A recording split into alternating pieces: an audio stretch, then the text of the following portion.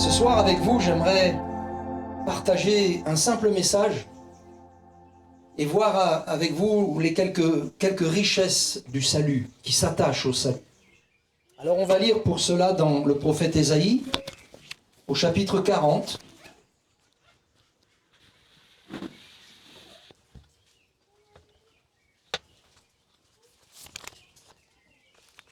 Le prophète Ésaïe, chapitre 40, et on gardera notre Bible ouverte, puisqu'on lira ensuite 2 versets au chapitre 41. Mais d'abord au chapitre 40, verset 1er jusqu'au verset 4, où il est écrit « Consolez, consolez mon peuple, dit votre Dieu.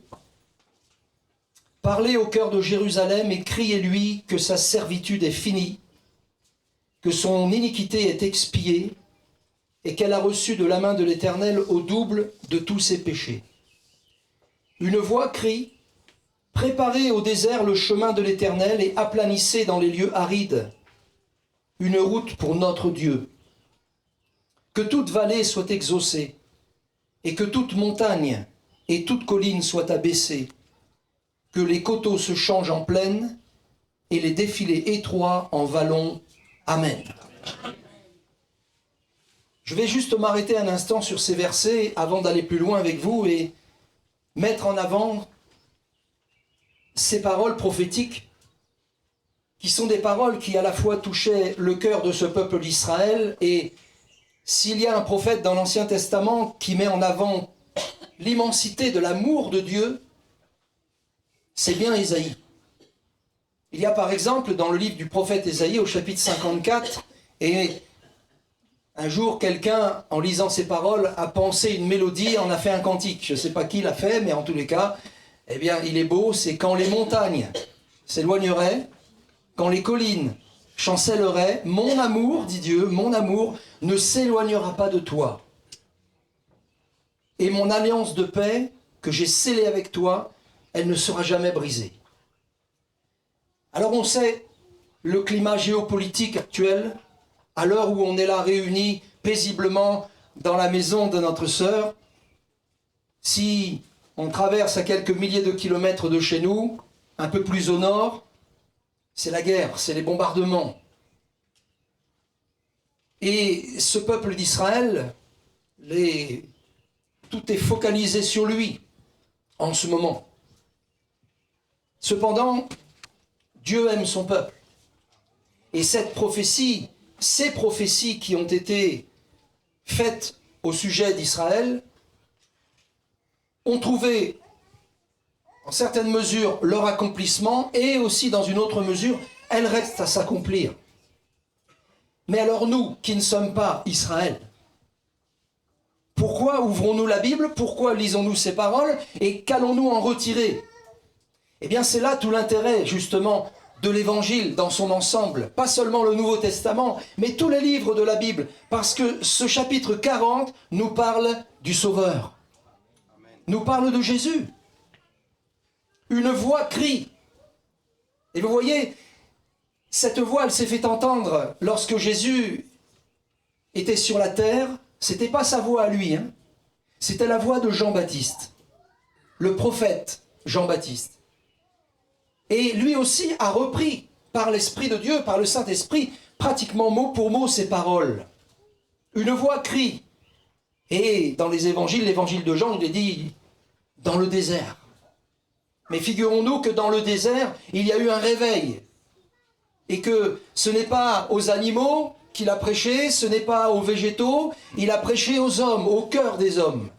Et Dieu avait réveillé son peuple. Et il les baptisait d'un baptême de repentance. Et il leur disait, préparez donc le chemin du Seigneur, faites place dans votre cœur, parce que son règne vient, parce qu'il veut venir régner dans votre cœur.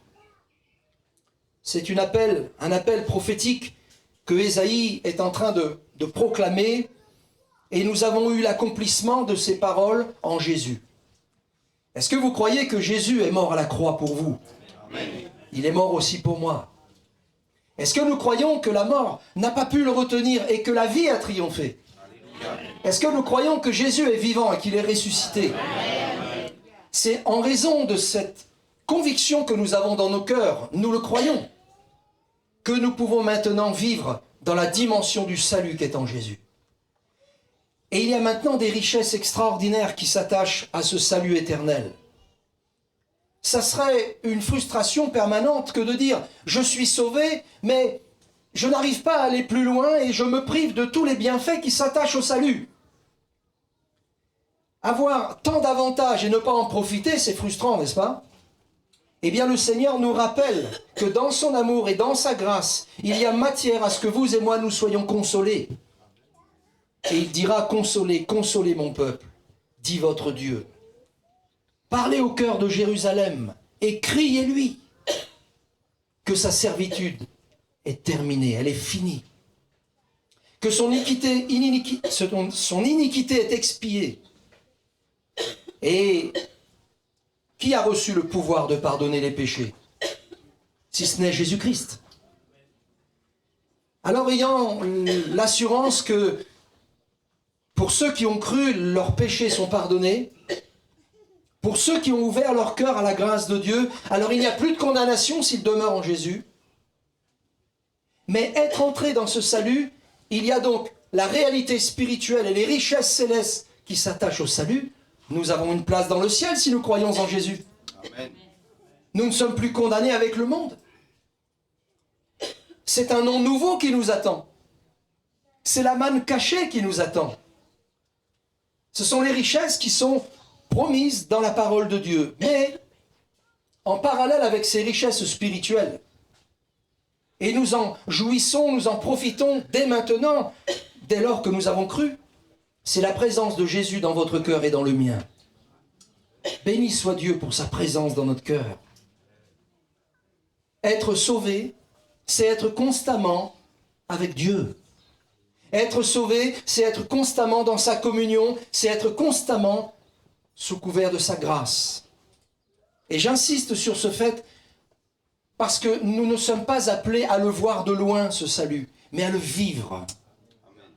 Alors maintenant, lisons 2 versets dans Ésaïe 41. Et on va voir le côté plus pratique de ce salut. Chose que vous et moi, nous avons légitimement, parce que c'est notre droit maintenant d'en profiter. Au chapitre 41, au verset 10 et 11, il est dit « Ne crains rien, car je suis avec toi. » Et c'est le même Dieu qui parle au travers du même prophète et qu'il s'adresse à ce même peuple. Ne crains rien, dit le Seigneur, je suis avec toi. Ne promène pas des regards inquiets, car je suis ton Dieu. Je te fortifie, je viens à ton secours, je te soutiens de ma droite triomphante. Amen. Il y a quatre aspects pratiques qui s'attachent au salut que nous avons reçu. On voit premièrement Dieu qui dit à son peuple « Ne crains rien car je suis avec toi ». La promesse de ne plus jamais être seul, elle est réelle dans le salut en Jésus-Christ. Vous me voyez comme cela, vous ne m'avez pas toujours connu comme cela, moi non plus je ne vous ai pas toujours connu comme je vous vois ce soir, mais si je vous dis que pendant des années de ma vie, entre 17 et 25 ans, approximativement, je portais en moi une grande souffrance, c'était la solitude. Je souffrais de la solitude. Et ça, c'était un mal que j'arrivais pas à me défaire. Pourtant, j'avais plein de camarades. Ah ouais, des camarades qui m'entraînaient toujours plus bas. Et moi, de même. Mais c'est pas parce qu'il y avait du monde autour de moi que j'étais satisfait de leur présence et que je me sentais bien et que je ne connaissais pas ce qu'était la solitude. En réalité, la solitude, ce qu'on ressent dans notre cœur, c'est, je dirais, indépendant des fréquentations qu'on peut avoir ou du monde qu'on a autour de soi. Et cette solitude, elle est terrible. Cette solitude, personne ne la comprend. Cette solitude, elle nourrit quelque part des idées noires, des pensées mauvaises. Elle nous amène quelque part aussi à entrer dans des complexes d'infériorité. Mais quand je lis ce passage, et comme vous le lisez avec moi, où il est dit « Ne crains rien car je suis avec toi ». Dieu ne dit pas « Je serai avec toi ». Dieu ne dit pas « J'étais avec toi », il dit « Je suis avec toi ». Parce qu'il est permanent. Alors après 25, 26 ans, bien sûr je me suis converti au Seigneur, et puis j'ai rencontré mon épouse, et maintenant je ne peux plus dire que je souffre de solitude, à double titre. Mais peut-être que quelqu'un ce soir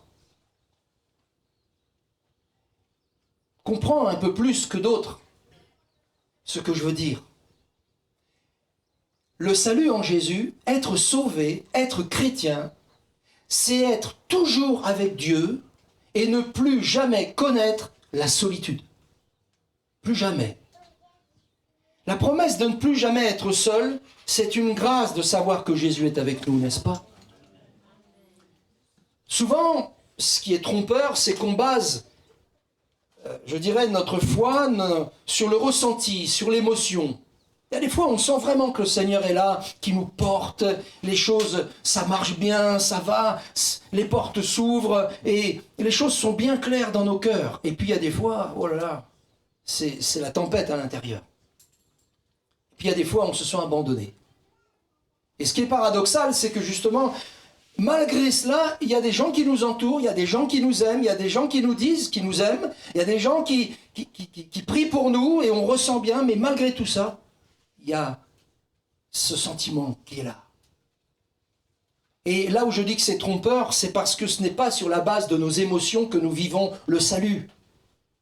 Mon ami, mon frère, ma sœur, toi qui es sauvé, tu comprends bien cela.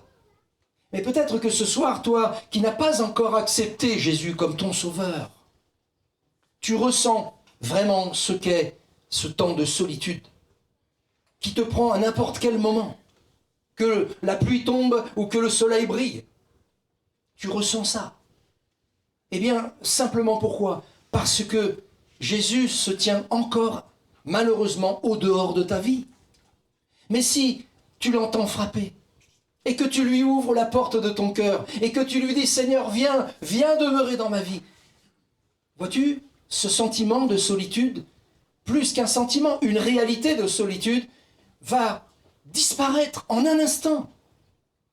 Jésus a promis d'être avec nous tous les jours jusqu'à la fin du monde.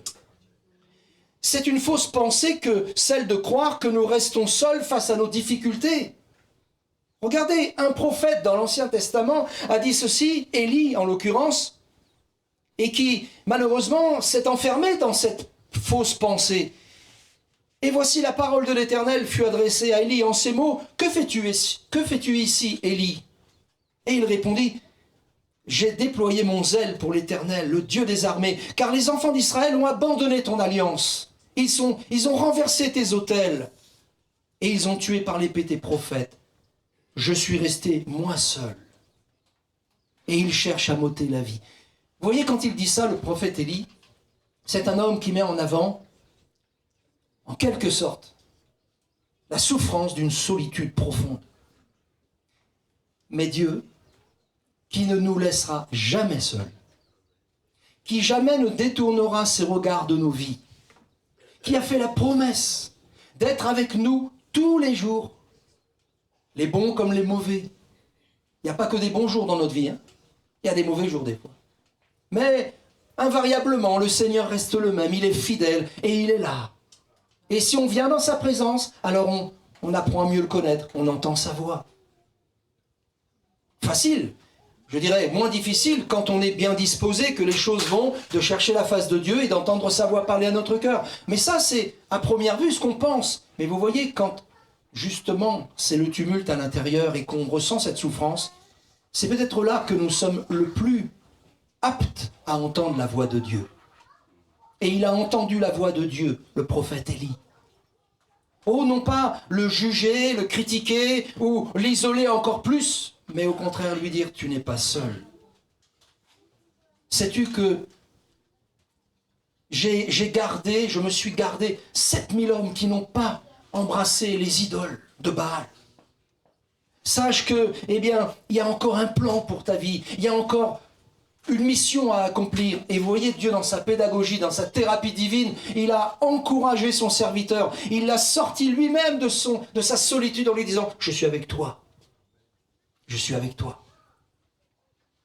Vous savez, ce peuple d'Israël s'était mal conduit pendant des années. Et ça a été récurrent, ça a été répétitif. Et on peut penser que, repris dans sa conscience, ce peuple s'est dit « Mais maintenant nous sommes abandonnés. Dieu n'est plus dans notre vie, n'est plus au milieu de nous. Nous l'avons irrité, nous avons péché contre lui. » Mais Dieu renouvelle son amour. Non pas qu'il a besoin de renouveler, il nous aime d'un amour invariable. Mais c'est à l'égard de ce peuple qu'il renouvelle son amour. Lui, Dieu, il aime ce peuple. Il a toujours aimé, il l'aimera toujours. Et c'est pareil pour vous, hein. Voyons-nous, vous et moi, dans le miroir de la parole de Dieu et sachons croire que Dieu nous aime comme il nous a toujours aimés. Quand on a Jésus dans son cœur, quand on accepte le Seigneur, alors cette parole que nous venons de lire, « Ne crains rien, car je suis avec toi », elle devient réalité en Jésus. Avant que Jésus ne vienne mourir à la croix, ne donne sa vie pour vous et moi, la question du péché ne pouvait pas être résolue par les sacrifices. Les péchés étaient couverts, mais ils n'étaient pas ôtés. Jésus a donné sa vie, lui l'agneau de Dieu qui ôte le péché du monde. Et le mur de la séparation, de l'inimitié a été renversé. Nous avons maintenant une libre entrée dans la présence du Seigneur. Le matin quand tu te lèves, le soir quand tu te couches, quelle que soit la circonstance, au milieu des activités, au volant de ta voiture, tu peux te dire, Dieu est là avec moi. Je ne suis plus seul. Je ne suis plus seul, il est là le Seigneur. Et c'est ce qu'il dit. Deuxième point, alors si Jésus a promis de ne jamais nous laisser seuls, ni orphelins comme lui n'était jamais seul, parce qu'il le dit, il dit le Père est avec moi, je ne suis pas seul, car le Père est avec moi. Et si Jésus dit cela pour rassurer ses disciples, alors les disciples attentifs à la parole de Jésus ont dû dire, eh bien, si ton Père, eh bien, il est avec toi, alors nous croyons qu'il est avec nous. Parce que nous t'avons suivi, parce que nous t'avons aimé, parce que nous avons cru en toi et que nous voulons te servir. Toutes ces intentions, ces bonnes intentions, dans le cœur de ceux qui aiment Dieu, seront toujours couronnées de sa présence. Alors avec Jésus, finit la solitude. Seulement avec lui, non pas sans lui. Un jour, un homme influent du Proche-Orient a fait visiter à des journalistes du monde entier ses palais de marbre, de pierres précieuses, de métaux précieux, de bois précieux. Un homme, un riche du pétrole. Et puis, ce journaliste lui a posé la question, « Roi, vous devez être heureux parce que vous ne devez pas connaître ce qu'est la solitude, vous êtes toujours entouré de serviteurs, de servantes, ça va, ça vient, ça repart, ça revient. » Et il a dit, paradoxalement, je suis un homme seul. Je souffre même de cette solitude. Il a même avoué cela au micro des journalistes. Alors vous voyez, on sait très bien que ce n'est pas les biens qu'on possède, l'argent qu'on a, les biens physiques, matériels qui déterminent notre vie, qui déterminent notre équilibre, qui déterminent notre communion avec Dieu et même avec nous-mêmes. C'est le Seigneur, c'est sa grâce seule qui nous permet maintenant de vivre avec lui. Ne crains rien, car je suis avec toi. Peut-être que tu as oublié beaucoup de détails de ce message ce soir, parce que tu es venu depuis mardi, et puis tu as entendu des messages et des témoignages, mais j'aimerais juste te dire, au moins, retiens cette parole. Moi j'en oublie plein, hein. Je ne sais pas ce qu'il a prêché le premier soir, le frère, je ne me rappelle plus trop, je connais le thème, Jésus est roi. Il est roi. La royauté de Jésus. L'autorité qu'il a de faire grâce à qui il veut. Ah, je me rappelle ce que le frère Jean-Max a prêché, mais pas en détail. Mais là, s'il y a une chose qu'il faut retenir pour toi, pour moi, c'est cette parole de Dieu qui nous dit « Ne crains rien, je suis avec toi ». Il paraîtrait que dans la Bible, je ne sais pas, j'en ai pas fait, je dirais, j'ai pas examiné, j'en ai pas fait l'examen, mais c'est facile à faire. Il est écrit plus de 350 fois dans la Bible, ne crains rien, car je suis avec toi. Ne crains rien. Prends courage, ne crains rien. Ces paroles qui sont, bien évidemment, dans la même pensée, elles sont écrites plus de 350 fois dans la Bible. Combien il y a de jours dans l'année? 365, un quart. Bah ouais, il faut compter le un quart plus le deux quarts plus le trois quarts, et au quatrième année, il y a un 366e jour. Enfin, c'est comme ça, je ne suis pas mathématicien. Mais vous voyez, ça veut dire que tous les jours, le Seigneur nous rappelle qu'il est avec nous. Pourtant, ça n'empêche pas que bien des fois, nous craignons. Alors, serrons-la, cette simple parole dans notre cœur, parce que c'est le bénéfice du salut que nous avons en Jésus. Être sauvé, par définition, c'est être relié à Dieu. C'est qu'il n'y ait plus d'entrave entre nous et lui. Rien ne nous empêche, tout nous empêchait d'être en communion avec lui avant, parce que le péché n'était pas résolu, la question était encore en suspens. Mais quand notre cœur s'est ouvert à sa grâce, alors la solution, eh bien, nous l'avons acceptée et nous avons fait ce qu'il fallait. La repentance et la foi. Et depuis, alors oui, on sait que Dieu est avec nous. Deuxième point, le Seigneur dit, ne promène pas des regards inquiets, car je suis ton Dieu. Elle est très importante, la fin de phrase. Ne promène pas des regards inquiets, on peut le dire à plein de gens, on peut se le dire ce soir. Mais là, le Seigneur le dit, et il dit, car je suis ton Dieu. Non pas le Dieu de tes pères, non pas le Dieu de ta mère, de ton père, de ton frère ou de ta sœur qui a cru à un moment donné dans sa vie. Je suis ton Dieu à toi. Mais ça, la personne ne peut le comprendre et le vivre que si elle est sauvée. Parce que si elle n'est pas sauvée, elle verra Dieu comme étant le Dieu de son papa, de sa maman, de son ami, de son voisin, de son cousin. Non, non, là, Dieu dit, ne promène pas des regards inquiets car je suis ton Dieu. Si ce soir tu choisis Jésus comme ton sauveur, cette parole prendra une autre dimension dans ta vie. Tu comprendras tout l'intérêt que Dieu porte à ton égard avant même que tu naisses. Et c'est vrai ça. Avant même que nous venions au monde, eh bien le Seigneur nous connaissait déjà. Nous étions connus de Dieu, aimés de Dieu. Cette parole, elle est très importante, elle est rassurante. Ne promène pas des regards inquiets. Oh, dans le monde où on est, dans l'époque où on est, c'est inquiétant. Ne serait-ce que ouvrir la télé, écouter les infos, ouvrir la boîte aux lettres et regarder les factures avec toutes les augmentations qu'il y a. Oh, on a mille raisons de nous inquiéter de beaucoup de choses, n'est-ce pas? Vraiment. Et pourtant, Dieu nous dit, ne promène pas de regard inquiet.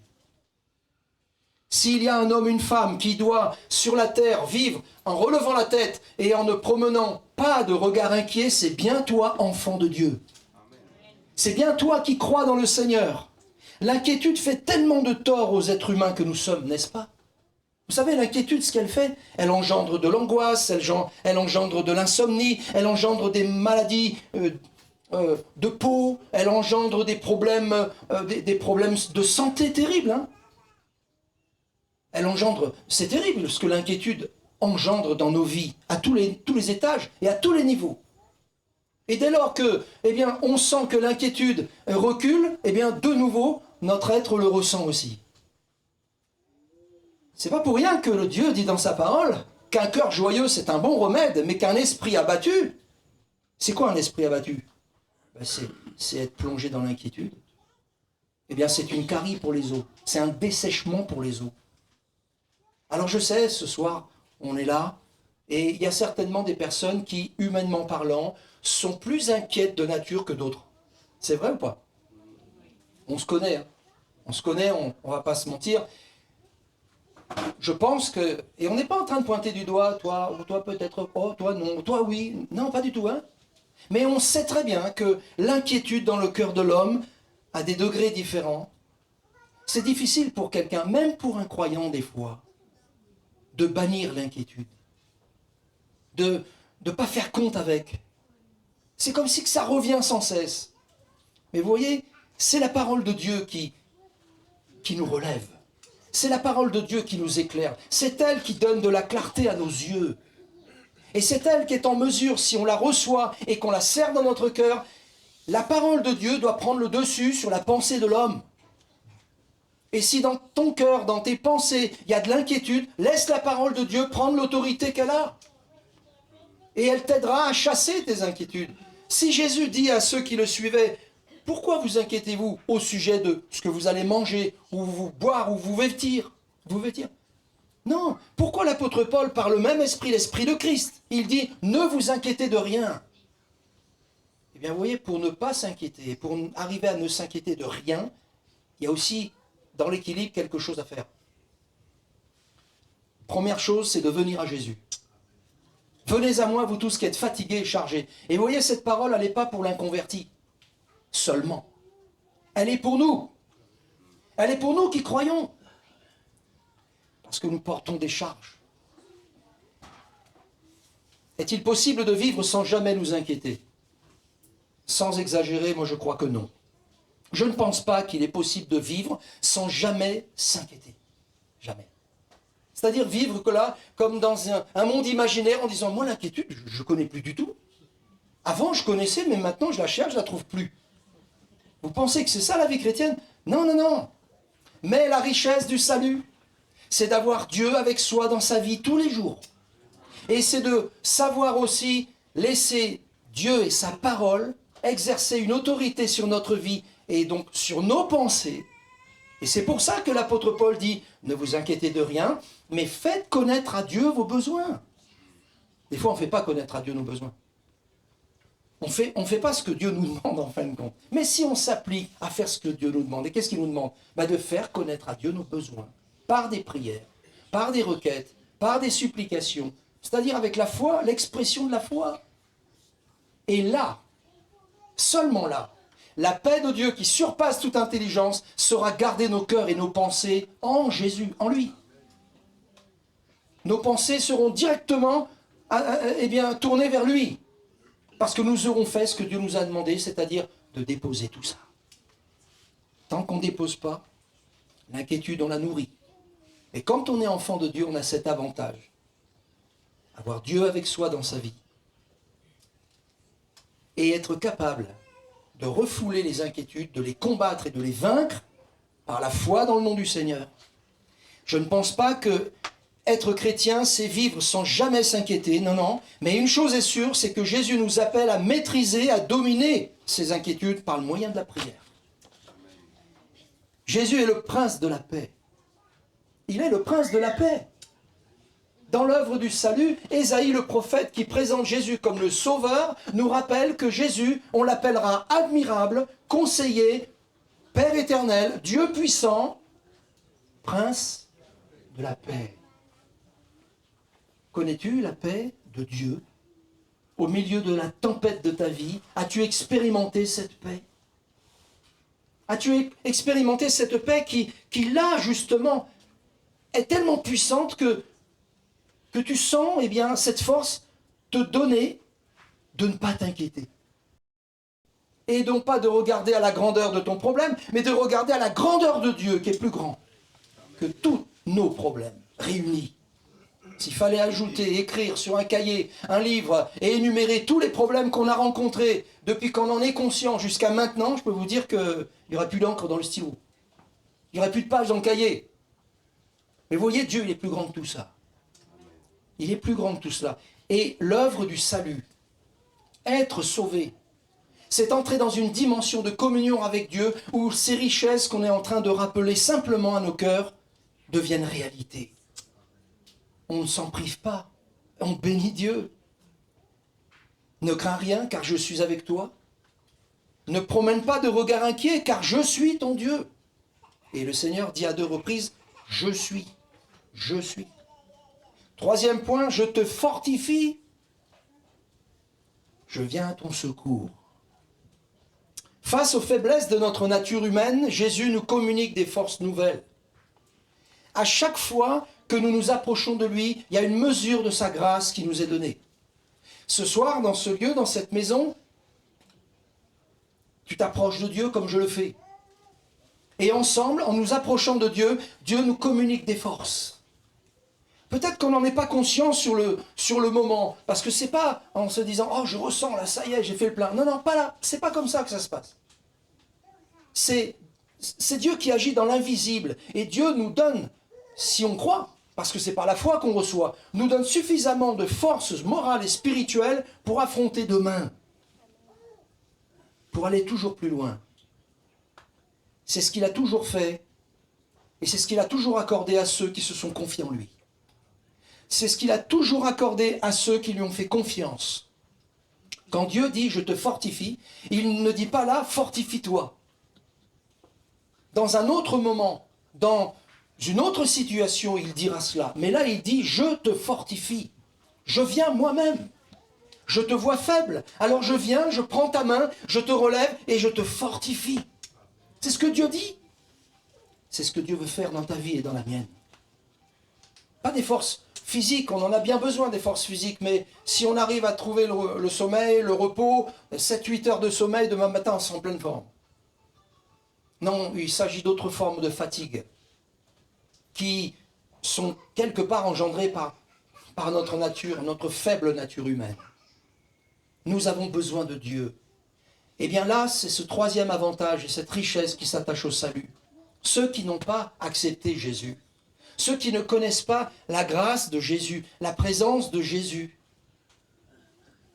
vont essayer de chercher des forces à droite, à gauche, du secours ici, du secours là-bas, mais n'en trouveront jamais. C'est pour ça, avec beaucoup de force dans cette déclaration, les fils de Corée, dans le psaume 46, vont dire « Dieu est pour nous un refuge et un appui, un secours qui ne manque jamais dans la détresse. » Le secours, c'est dans la détresse qu'on en a besoin. Amen. On n'a pas besoin de secours si on sait nager, on n'a pas besoin de secours, on nage. Si on ne sait pas nager, qu'on tombe dans l'eau, là on a besoin d'être secouru. Mais si on n'accepte pas le secours qu'on nous donne, on périt. C'est ce que font des millions de gens, insensibles à la voix de Dieu, endurcis de cœur, ne voulant pas venir à Dieu et pensant pouvoir vivre sans Dieu, comme le pasteur Cariou le disait hier soir, se défaire de leurs problèmes et pouvoir trouver des solutions par eux-mêmes. C'est faux. Ce soir, tout simplement, Dieu nous rappelle que dans son salut, il y a sa présence éternelle. Je suis avec toi. Ne crains pas. Tu as cru en moi. Tu n'es pas encore parfait ni parfaite. Tout n'est pas encore résolu dans ta vie. Il y a encore beaucoup de choses que le Seigneur va faire pour toi, pour moi, parce que ce plan, on y est entré, il ne faut plus en sortir. Il est béni, c'est le plan de Dieu. Mais sachons rappeler à nos cœurs ce soir que oui, parce que nous sommes sauvés, nous avons la présence du Seigneur. Nous pouvons faire face et résister aux inquiétudes qui vont générer des peurs et des angoisses. Dans un monde dans lequel on est, c'est tout aussi légitime. Mais Dieu nous donnera de prendre le dessus, de toujours prendre le dessus. Troisièmement, Dieu nous dit, je te fortifie, je viens à ton secours. La faiblesse de notre nature humaine est telle que si nous ne recevons pas de force, alors nous allons nous éteindre et nous allons nous arrêter. Physiquement parlant, on a besoin de vitamines, de calories, de manger équilibré. Et pourquoi? Parce que le corps le demande, n'est-ce pas? Si on ne mange pas, on s'affaiblit. Créole, il dit, gouni vite, tiens pas debout. Il est vrai. Mais il ne s'agit pas là de la nourriture physique. Il ne s'agit pas là d'une nourriture qui va susciter, générer des forces physiques. Non, non. Je parle là d'une nourriture spirituelle. L'homme ne se nourrira pas de pain seulement, mais de toute parole qui sortira de la bouche de Dieu. Et des fois, même en tant qu'enfant de Dieu, on a oublié ce principe. Et on s'affaiblit, et on vit sur nos réserves, et on essaye de se défaire d'une situation ou d'une autre, de penser, d'imaginer quelque chose sur la base de ce qu'on a vécu. Mais non, les choses anciennes sont passées. Alors ça, c'est valable pour notre vie avant Dieu, mais même pour notre vie avec Dieu, Dieu veut nous faire vivre des choses nouvelles. Je te fortifie. Est-ce que cette parole résonne à nos cœurs ce soir? Nous qui sommes enfants de Dieu, nous qui sommes sauvés, nous qui sommes entrés dans cette dimension Alors je n'oublie pas ceux qui ne sont pas sauvés. Je ne m'adresse pas seulement ce soir dans ce lieu à ceux qui marchent avec Dieu et qui portent du fruit pour Dieu. Non, je m'adresse tout autant à ceux qui n'ont pas encore choisi Jésus. Mon ami, stop. Arrête de te démener. Arrête de te débattre dans les problèmes de ta vie. Arrête de chercher du secours là où il n'y en a pas. Je lève les yeux vers les montagnes, dit David. Mais d'où me viendra le secours? Et puis il y a 3 petits points qui en disent long. Et il va dire, mais le secours, il me vient de l'Éternel, de celui qui a créé les cieux et la terre. Il est convaincu, il sait à qui se fier et se confier. Ne reste pas seul, loin de Dieu, à la porte, en dehors, entre. Parce que le Seigneur, il est la porte. Jésus. Ce qu'il veut, c'est te sauver et te faire vivre cette dimension qui s'attache au salut, qui est extraordinaire. Et c'est ce que nous voulons, nous aussi, vivre pleinement. Dieu nous rappelle dans ce psaume 46 qu'il est pour nous un refuge, un appui, un secours qui ne manque jamais dans la détresse. Je viens à ton secours, dit le Seigneur. La Bible nous dit que l'ange de l'Éternel campe autour de ceux qui le craignent. Quand vient le danger, toute forme de danger, sous toutes ses formes le danger, il est là, il environne nos vies. Mais Dieu est avec nous. Dieu nous dit, ne promène pas de regard inquiet, car je suis ton Dieu. Je ne suis pas un étranger pour toi. Tu me connais, je te connais. Il y a communion entre toi et moi, dit Dieu à son peuple. Oh, il appelle ce peuple à revenir, il appelle ce peuple à être restauré, à être rétabli, à revenir pleinement. Et le 4e point, si avec Jésus, alors fini la solitude. Si avec Jésus, dehors les inquiétudes, elles reviendront et elle remettra dehors encore une fois. Ah oui.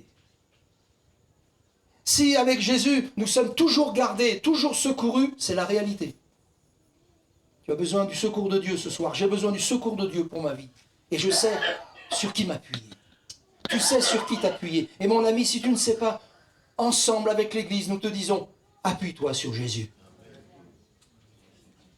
Le 4e et dernier point dans ce verset 11, Dieu dit, je te soutiens de ma droite triomphante. Je te fortifie parce que je te vois faible, dit Dieu. Et si je ne te fortifie pas, tu vas encore tomber encore plus bas dans ta faiblesse. Mais je viens, je te prends la main, je te relève et je permets que tu marches à mes côtés. C'est ce que Dieu dit. Et il va dire donc au verset 11, la 2e partie, je te soutiens de ma droite triomphante. Dans les Écritures, la droite triomphante, elle a une symbolique. Eh oui. Dans les Écritures, Christ est présenté comme étant lui-même la droite de Dieu. Il est assis à la droite de Dieu. Et ce n'est pas parce qu'il est assis à la droite de Dieu que ça nous fait dire qu'il est lui-même la droite triomphante. Mais vous voyez, c'est par Christ que Dieu fait toutes choses. Christ est la parole. Elle a été faite chair. Tout ce qui a été fait n'a pas été fait sans elle. Tout a été fait par elle. Et Dieu dit, je te soutiens de ma droite triomphante. C'est au nom de Jésus que le soutien nous est accordé. Dieu, notre Père, qui est esprit, qui était en son Fils, réconciliant le monde avec lui-même lorsque Jésus était sur la terre, qui nous appelle, à qui on appartient si on lui a dit oui, si on lui a donné notre vie véritablement. Dans les Écritures, Christ est présenté comme étant lui-même la droite de Dieu. C'est une symbolique qui nous amène quelque part aux actions puissantes de Dieu. Dieu le Père au travers de Jésus, son Fils.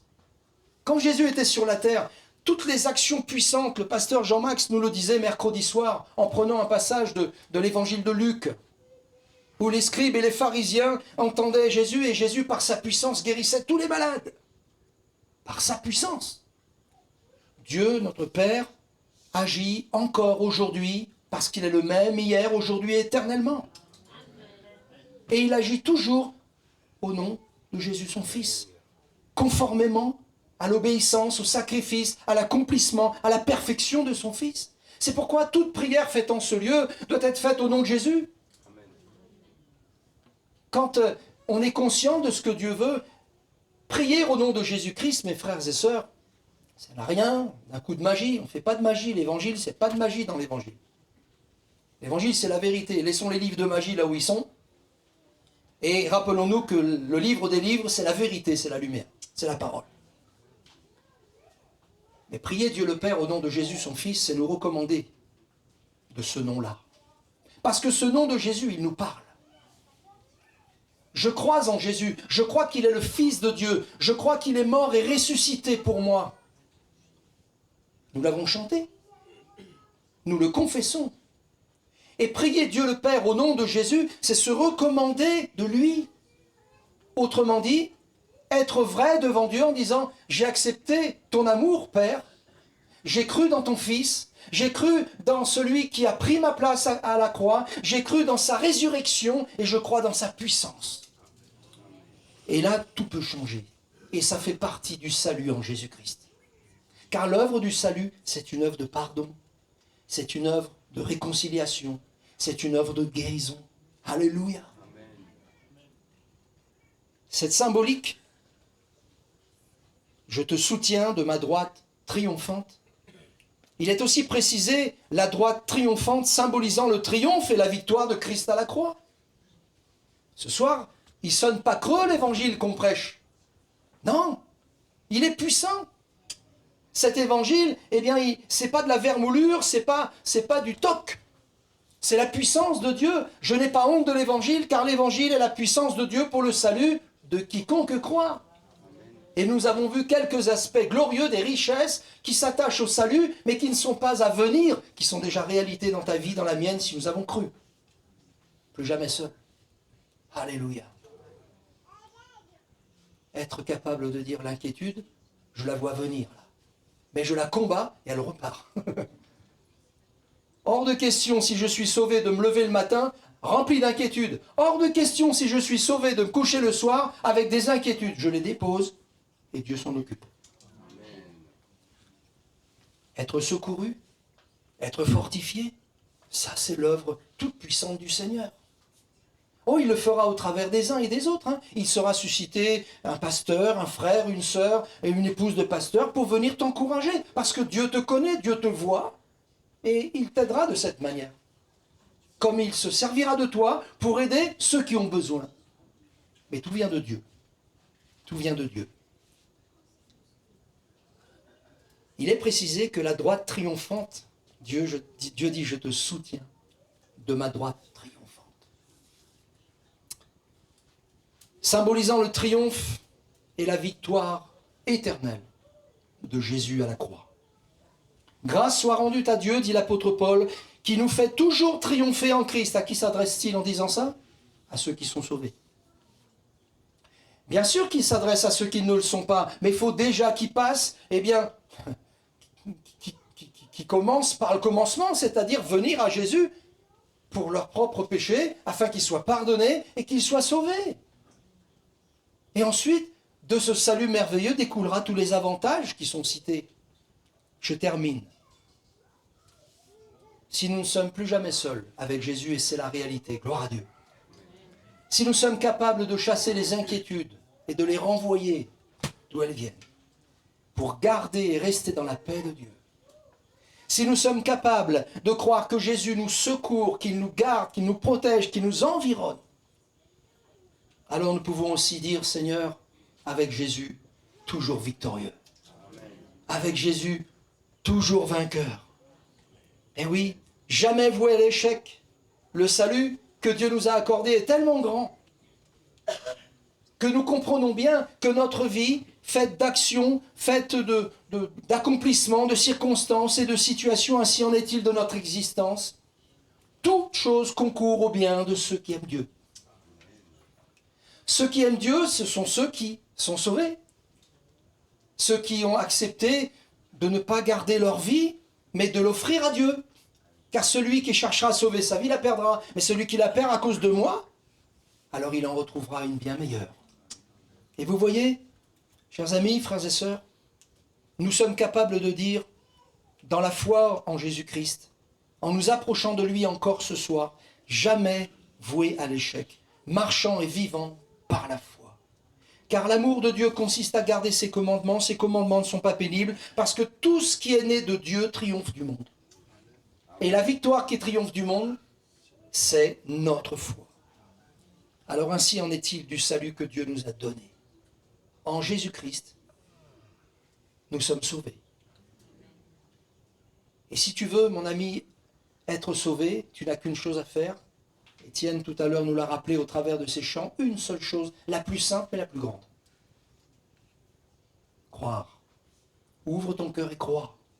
Crois de tout ton cœur. Le Seigneur dira, si tu crois de tout ton cœur, cela est possible. Oui. Eh oui. Tout est possible, tout devient possible à celui qui croit. Tout devient possible. Mais comment? Comment dire je ne suis pas seul et pourtant je n'ai pas Jésus dans ma vie? Mais je ne me sens jamais seul. C'est un mensonge. Comment dire moi l'inquiétude? Je ne connais pas. Tu n'as pas Dieu dans ta vie et tu dis que tu ne t'inquiètes pas? Ah, ça je ne peux pas te croire.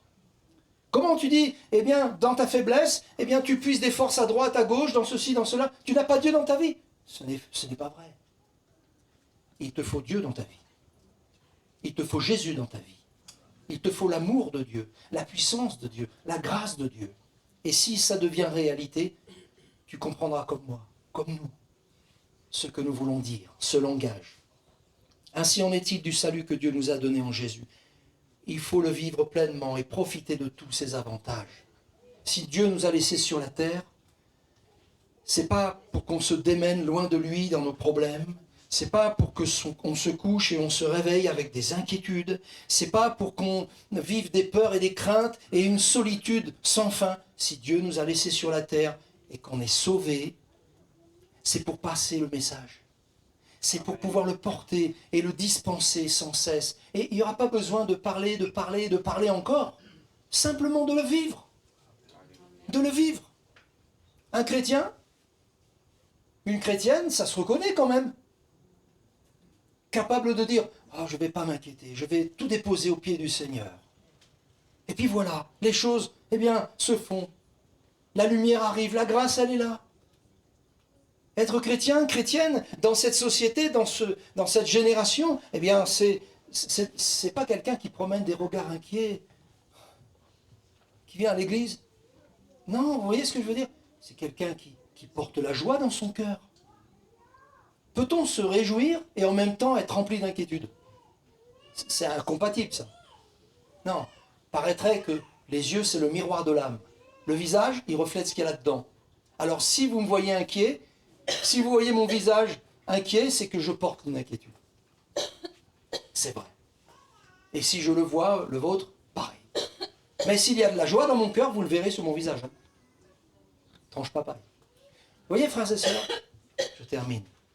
Ce soir, clôturer cette semaine d'évangélisation, nous aurions pu aller jusqu'à demain, après-demain, etc. Et puisque c'est la dernière soirée de l'évangélisation dans ce quartier, nous y reviendrons jusqu'à ce que Jésus revienne. J'aimerais simplement que ce que nous avons vu ce soir, vraiment le plus simplement possible, ce n'est pas quelque chose que Dieu va fabriquer là, qu'il n'a pas pensé d'avance. Ce sont des choses qui sont déjà là, qui sont déjà prêtes à être, entre guillemets, consommées. Vous voyez, la table est dressée.